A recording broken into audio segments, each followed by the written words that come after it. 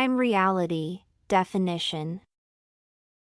The concept of prime reality has been discussed countless times by philosophers across the globe, yet no consensus has been reached so far.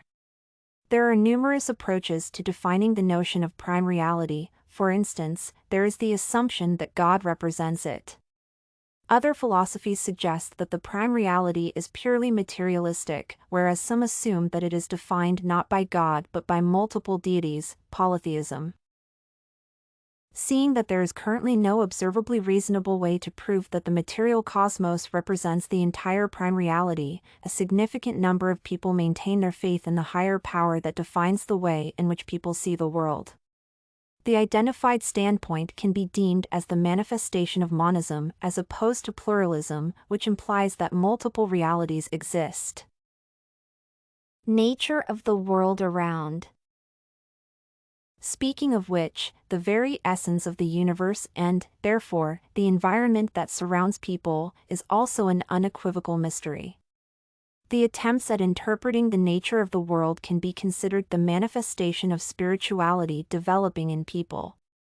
At present, the explanation that is deeply rooted in the principles of scientism is viewed as the most common and, therefore, most reasonable one, yet the idea is still open to interpretations. Particularly, scientism implies that the world in which people live was not created but, instead, evolved as a result of complex and numerous stages of development from basic life forms to incredibly intricate organisms. Despite the fact that scientism is typically deemed as the direct opposition to the creationism ideas, it could be assumed that the two philosophies could coexist if taking into account that the origin of the world, that is the events that spawned it, and nature thereof, that is the possible intent based on which the world may have emerged, should be viewed as separate entities. What a human being is. Introspect is typically interpreted as an essential step in cognizing the world around. Therefore, defining a human being is a crucial stage of development and the growth of spirituality that implies detailed scrutiny of the self. The interpretations of what a human is and what people represent are so numerous that they cannot possibly be embraced. However, several standpoints deserve a separate mentioning. The postmodern interpretation of a human being, which is not quite uplifting, suggests that humanity, in fact, is not an intrinsic notion. Therefore, from the identified perspective, human nature as a construct does not exist, and nor does the moral standards and values that used to be viewed as inherent to humankind and, therefore, entirely intrinsic. The scientific explanation of a human being, while being quite dry, however, sheds some light on nature and the essential characteristics thereof, claiming that a human is a genus of the Homo sapiens. It seems, however, that the identified definition lacks the element of spirituality, which implies people's ability to develop their ethical and aesthetic standpoints along with their physical capabilities. What happens to the person at death? Another mystery that is unlikely to be resolved in the nearest future, the question about the afterlife seems to define the life choices of people all over the world, encouraging them to grow spiritually. It seems that the concept of life after death, though, should not be taken literally. While one must admit that death as the complete ending of the secular life and the complete decay of one's physical body is terrifying, it seems that death is, in fact, the final stage of one's existence as a human being.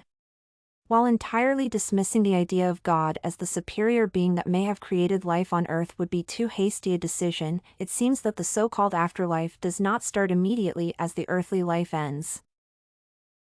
Why is it possible to know things? The question of why people are capable of cognizing reality is rooted deeply in the study of the brain, particularly the cognitive processes that occur in it when people encounter new information and process it. The identified phenomenon is traditionally viewed from a scientific perspective. However, there is an even more engaging and complicated question, which is how people are capable of determining that what they hold as the truth represents the objective reality fully. Drawing the line between right and wrong. Since the postmodern framework of exploring human nature implies that people are not born with the intrinsic ability to intuitively understand the difference between right and wrong, it is reasonable to assume that the ability to differentiate between the two is fostered in people. To be more specific, the cultural and social factors that constitute the environment in which people grow to define the further capability to identify the ethically appropriate and morally ambiguous ideas. Meaning of human history. Finally, the concept of human history needs to be addressed. Without retrospect into the previous actions and their implications, the humankind would not be able to learn. Therefore, human history can be viewed as a series of decisions that have affected the social, cultural, political, and economic development of the world.